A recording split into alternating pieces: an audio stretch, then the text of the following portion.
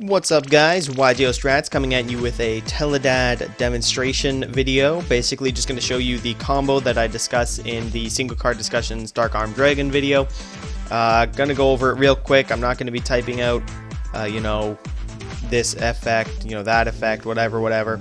I got my buddy here who's willing to help me out through these videos so that I don't need to type it all out for you and we can just get through it as quick as we can. So you'll notice he's got 3 cards on board, 1 Mighty Zera the Mass, 2 back row. Really big board, It's impressive that he managed to ritual summon Zera the Man without playing any spells or anything, but, it is what it is. So, you got your opening hand here, like I discussed in the video, and we draw 1. Technically, back in the day of Tele-DAD, turn 1 player did draw 1 as well. That turn 1 player not drawing is a recent thing. Came out about a year ago as of the making of this video, but yeah, so either way we'd have 6 cards in our opening hand, but we're gonna get right into it. So we discard any Destiny hero to draw 2. So there you go, we already got Dark Arm, we got Malicious, we got the combo here. So I'm gonna activate a Lure, you're gonna draw 2 more. Oh, look at that, a Lure. So we gotta banish something, and I don't care about this Necro Guard now. So, a Lure again. Draw 2. And I'm gonna get a Sand Game. A lot of people might tell me that's a stupid thing to do, but shut up. So, we're gonna activate Grepher's effect. You're gonna discard Malicious, you're gonna special summon Grepher. Boom, right off the bat. Keeping track, we have 2 darks in our graveyard right now. So, going to activate Malicious's effect. You're going to banish 1 from your graveyard. You're going to special summon 1 from your deck. Now, one thing this deck had a lot of problems with is drawing into multiple copies of Malicious.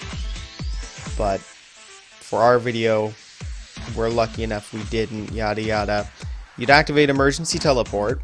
Keeping on with what we're doing, you special summon a Krebons from your deck, and you can synchro up into level 8. So right now we have 3 darks in our graveyard, we got a Grepher on board, and any level 8. And I'm going to be going for Stardust, but big ones to consider in general. Thought Ruler Archfiend, 27 beat stick was always a good one.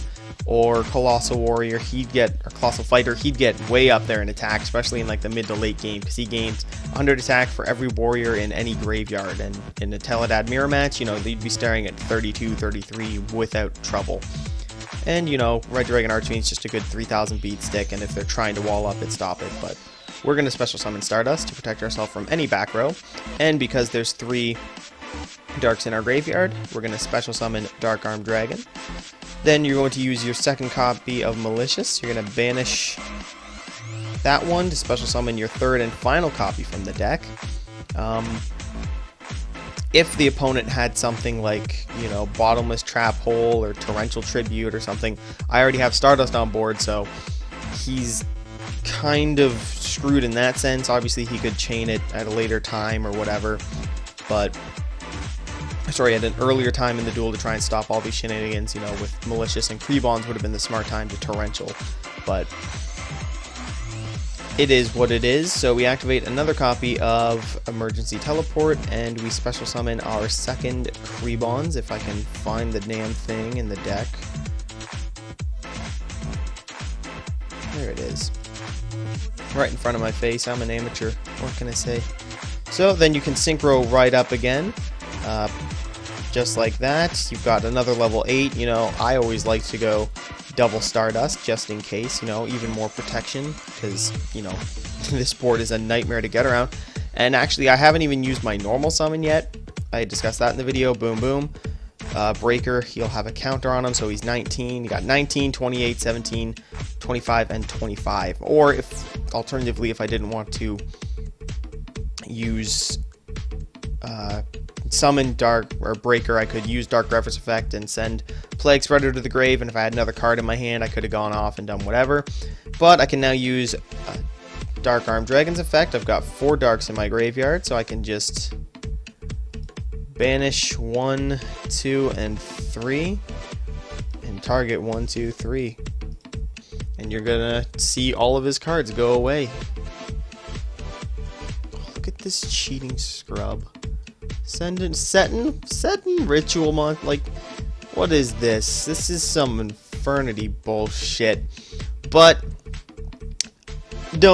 that's all there is to it, really. I mean, a really big board. That's just a bitch to get over. You've got 5,078, 95. That's what? 11,400 damage, I think. I'm doing math off the top of my head. I could be wrong, but you can see it's definitely a nightmare to get over, and it was the tier 0 at its time. So this was the Dragon Rulers before Dragon Rulers, you know, like this was the Necros before Necros, all that top tier, the best deck of the format. This was like undeniably the best deck of the format. The only other competitor at the time was Light Sworns with Judgment Dragon, because you could and still can drop 3,000 beat sticks with unlimited nuking as long as you have the life points, which obviously could get over this board. But yeah, that is our look at the Tele-DAD shenanigans back of September 2008. And thank you guys for watching. We'll see you next time on YGO Strats.